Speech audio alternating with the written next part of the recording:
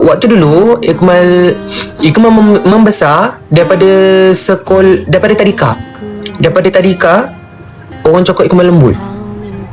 Budak-budak cakap Ikmal lembut, cakap mau fondant, cakap macam-macam. Ada pernah sekali tu sekolah menengah, kawan sekolah menengah Ikmal cakap, waktu tu Ikmal pergi macam rombongan lah.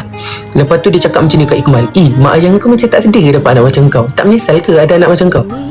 Dia duduk sebelah Ikmal. Lepas tu Ikmal macam,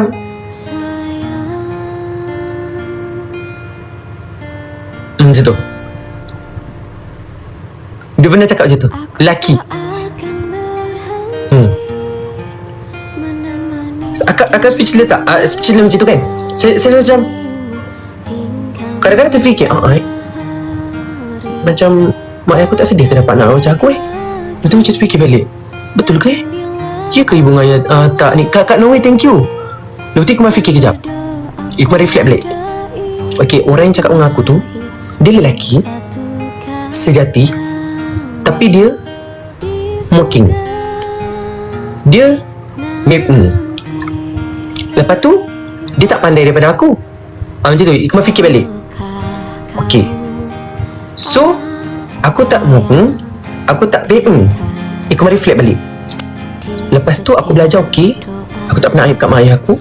Mak ayah aku bangga dengan keputusan aku, bangga dengan keputusan pelajaran aku, bangga dengan at least aku dapat tolong mak ayah aku ni. Macam tu. Macam maaf ya muskilah. Ikmal rasa macam tolak tepi lah. Macam tu. Ikmal rasa macam Ikmal tak aib kat mak ayah Ikmal. Ikmal dapat tolong mak ayah Ikmal. Ikmal dapat keputusan yang elok. Apa lagi? Macam tu kan. So okey lah, mak ayah dia, mak ayah Ikmal, macam tu. Jadinya Ikmal tak fikir macam tu pun.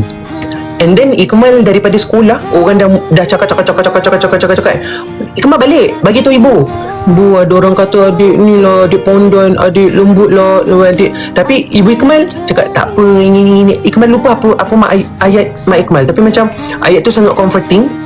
Dan ayah Ikmal tak pernah sekali pun cakap macam dia kutuk fizikal Ikmal. Sekali pun ayah Ikmal tak pernah kutuk fizikal Ikmal, tak pernah cakap Ikmal tu, tak pernah cakap Ikmal ni. Walaupun dia seorang polis, dia orang yang tegas, dia tak pernah pun cakap macam kau ni gini, kau ni macam ni. Tak pernah. Jadinya Ikmal reflect balik. Bila mak ayah Ikmal macam tu, ayah Ikmal tak pernah marah Ikmal tentang macam ni. Ayah Ikmal tak pernah kutuk fizikal Ikmal. Ayah Ikmal tak pernah cakap macam ni. Aku patut bersyukur. Bila aku patut bersyukur, aku jangan pergi ke arah yang lagi teruk. Macam tu. Bila kita tak pergi ke arah yang lagi teruk, kita kena reflect balik diri kita. Cuba kita buat benda yang lebih baik, benda yang boleh membanggakan dia. Belajar rajin-rajin, cari duit, tolong keluarga. Macam tu. Itu Ikmal. Jadi Ikmal macam tak apalah, mak ayah aku tak pernah pun cakap apa-apa pasal aku. Macam tu.